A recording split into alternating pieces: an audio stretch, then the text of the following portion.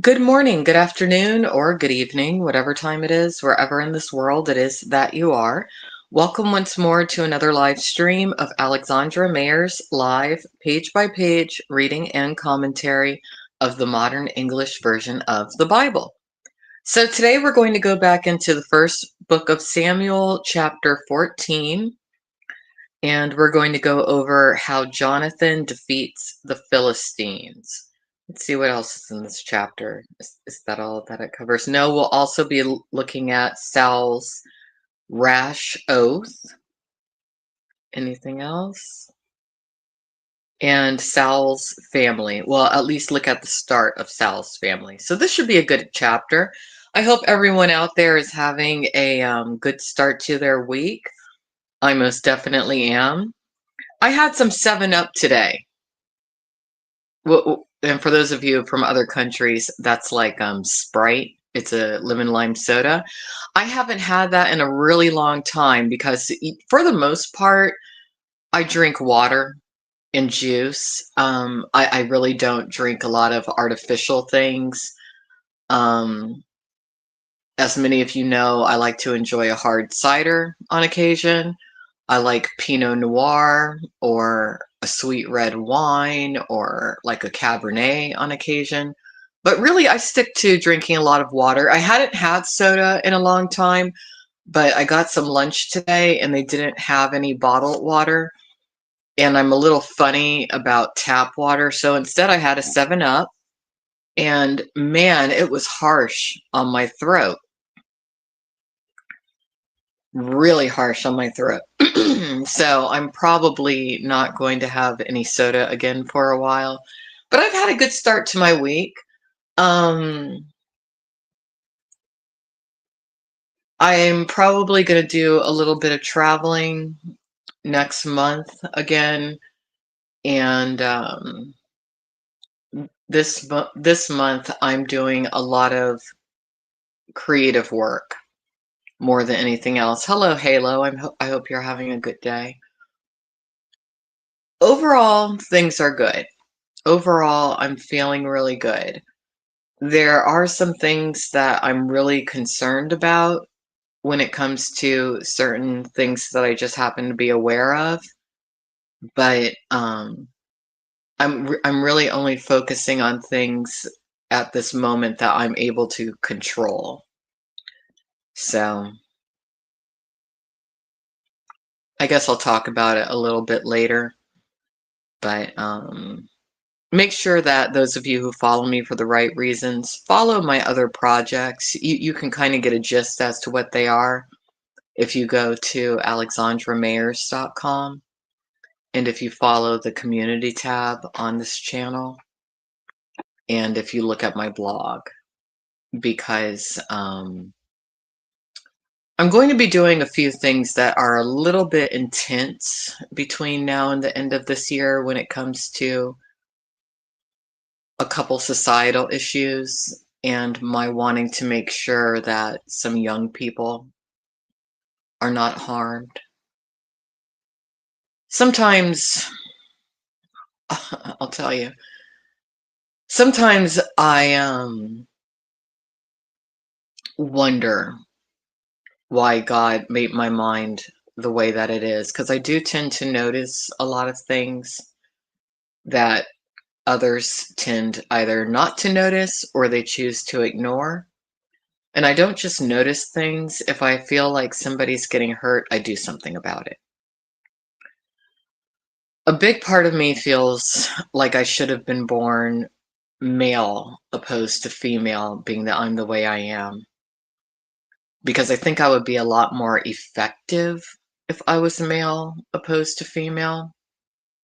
But I guess there's a reason for everything. I've just been a little bit angry lately because I am seeing exactly who is harming a certain group of very vulnerable individuals, and I know why they're doing it. But within legalities, I'm powerless to stop it. And that's what's making me upset because I feel like I could theoretically, hypothetically, stop a very small group of people from hurting another small group of people. I could, theoretically and hypothetically. I really could. Would I get in trouble if I did? Yes. Would it potentially completely ruin my life if I were to do what needs to be done? Yes. But knowing especially that children are being harmed by these people and that law enforcement likely won't do much, if anything, until it's too late, I'm finding that unacceptable. So I'm going to have to pray on that this week. I'm really going to have to, because I'm just reaching a breaking point when it comes to certain things. And I look around me and I see others who could do something, but they don't. And I do understand why at times. It has to do with maybe them being a parent. I'm not a parent, as many of you know. Maybe it has to do with them being afraid of losing what they have. And I have a lot to lose, but certain things just are not sitting right with me. And I don't like how in our society it's becoming easier and easier and easier for people who engage in crimes against protected classes or women or children. It's getting too easy for them to get away with it. And then you got these dirt bags who don't only condone what some of these evildoers are doing, but they help them and they cover up for them.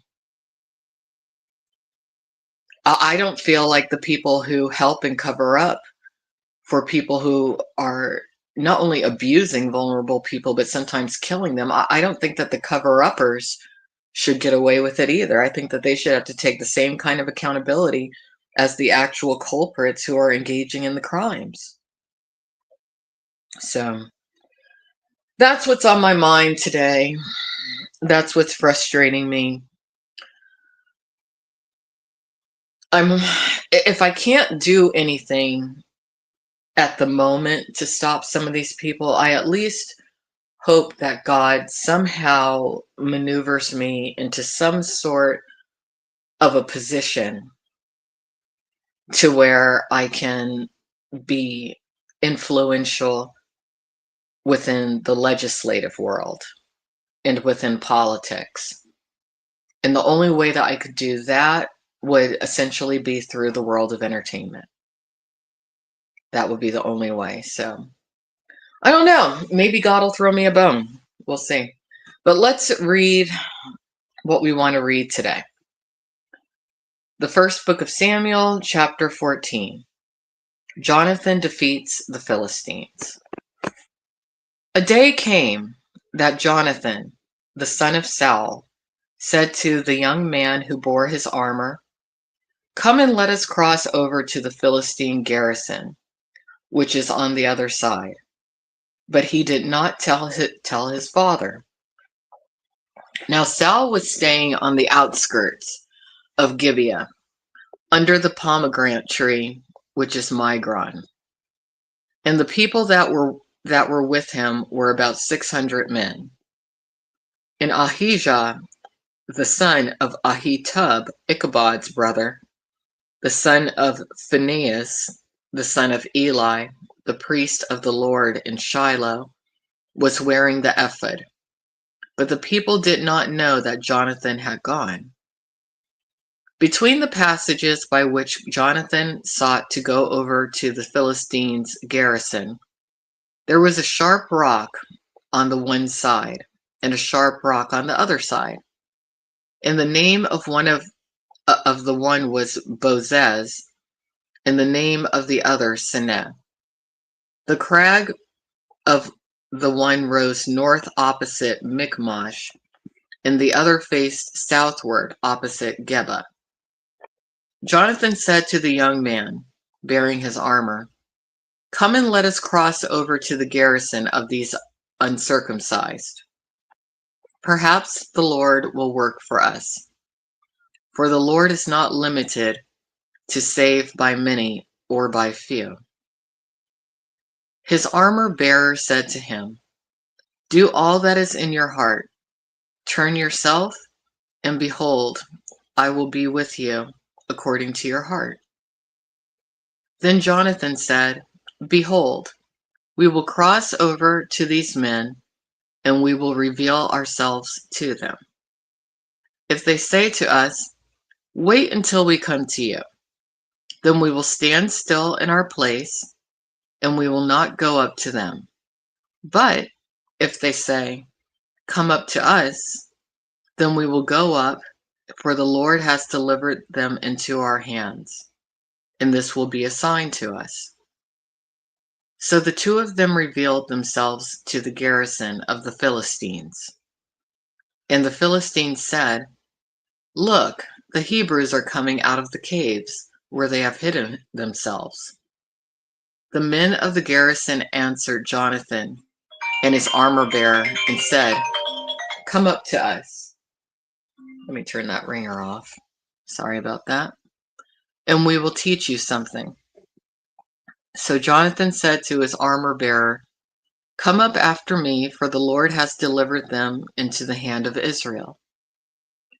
Jonathan climbed up upon his hands and upon his feet with his armor-bearer behind him, and they fell before Jonathan. And the armor-bearer was dealing death. And his armor-bearer was dealing death blows after him.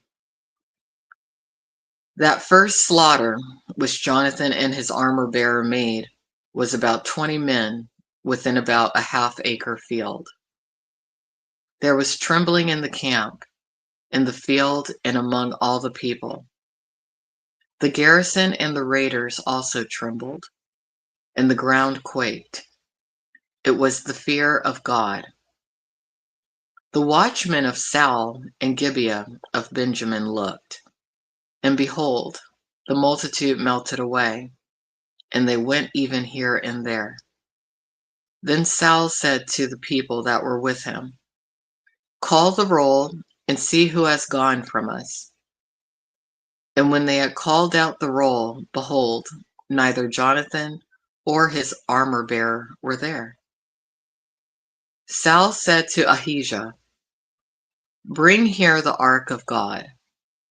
For the ark of God was at that time with the Israelites. While Saul was talking to the priest, the tumult in the camp of the Philistines increased more and more. So Saul said to the priest, withdraw your hand. Saul and all the people who were with him assembled, and they went to the battle. And behold, every man's sword was against his fellow, so that there was very great confusion. Even the Hebrews, who were with the Philistines the days before, who went up with them into the camp from the country round about, even they also turned to be with the Israelites that were with Saul and Jonathan. Let me go ahead and take a quick break and look at who's in the chat. I'm happy Tuesday to you too. Yeah, the book of Samuel so far has been interesting. It has. I'm looking forward to reading the second book of Samuel, actually. So we'll get there in probably a couple weeks. Also, all of Israel's fighting men who had hidden themselves in mountains of Ephraim heard that the Philistines fled, and even they followed hard after them in the battle.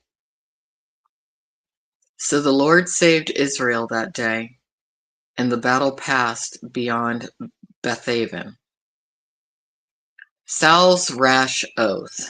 Okay, let's see what he made an oath in regards to without thinking about it.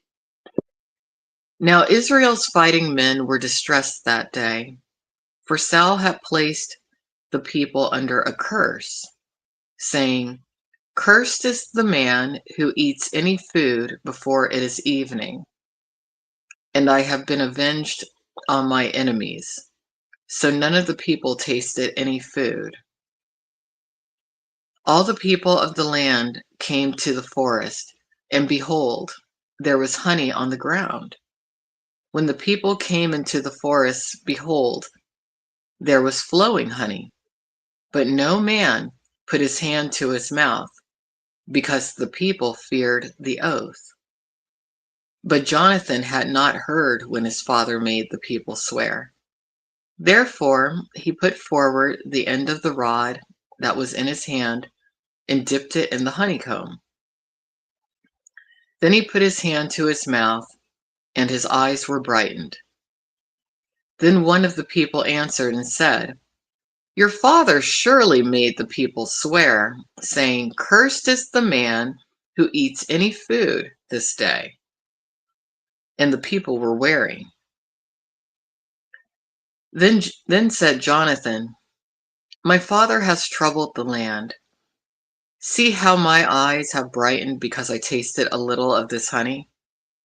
How much more if the people had surely eaten freely today of the spoil of their enemies which they found. But now the defeat of the Philistines has not been great." And they struck the Philistines that day from Michmash to Aijalon, and the people were very wary. The people rushed upon the spoil. They took sheep, oxen, and calves, and flew and slew them on the ground, and the people ate them with the blood.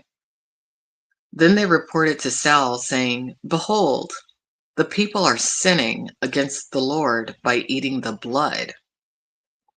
He said, "You have dealt faithlessly. Roll a great stone to me this day. Disperse yourselves among the people, and say to them, 'Bring to me here every man his ox or sheep, and slaughter them here, and eat.' But you shall not sin against the Lord by eating with the blood." And all the people brought every man his ox with him that night, and slew them there. And Saul built an altar to the Lord. It was the first altar that he built to the Lord. Saul said, "Let us go down after the Philistines by night, and plunder them until the morning light, and let us not leave a man of them." And they said, "Do whatever seems good to you." Then the priest said, "Let us draw near here to God." Saul asked of God, "Shall I go down after the Philistines? Will you deliver them into the hand of Israel?" But he did not answer him that day. Saul said, "Come here, all you leaders of the people, and observe and see how this sin has come about this day. For as the Lord lives, who saves Israel, even if it is in Jonathan, my son, he will surely die." But there was not one who answered him from among all the people. Then he said to all Israel, "You will be on one side, and I and Jonathan my son will be on the other side." And the people said to Saul, "Do what seems good to you." Therefore Saul said to the Lord, the God of Israel, "Give a perfect lot." And Saul and Jonathan were taken, but the people escaped. Saul said, "Cast lots between me and Jonathan my son." And Jonathan was taken. Then Saul said to Jonathan, "Tell me what you have done." And Jonathan told him and said, "I indeed tasted a little honey with the end of the staff that was in my hand. Here I am. I must die." Saul said, "May God do so to me, and more also, for you will surely die, Jonathan." The people said to Saul, "Will Jonathan die?" who has worked this great salvation in Israel? God forbid. As the Lord lives, there will not be one hair on his head fall to the ground. I'm sorry, there will not be one hair of his head fall to the ground. For he has worked with God this day, so the people rescued Jonathan, and he did not die. Then Saul went up from following the Philistines, and the Philistines went to their own place. So Saul took the kingdom over Israel and fought against all his enemies on every side, against Moab and against the Ammonites, against Edom and against the kings of Zobah, and against the Philistines. Whatever place he turned himself, he defeated them. He gathered an army and struck the Amalekites and delivered Israel out of the hand of its plunderers. Saul's family. Now the sons of Saul were Jonathan, Ishvi, and Malchishua.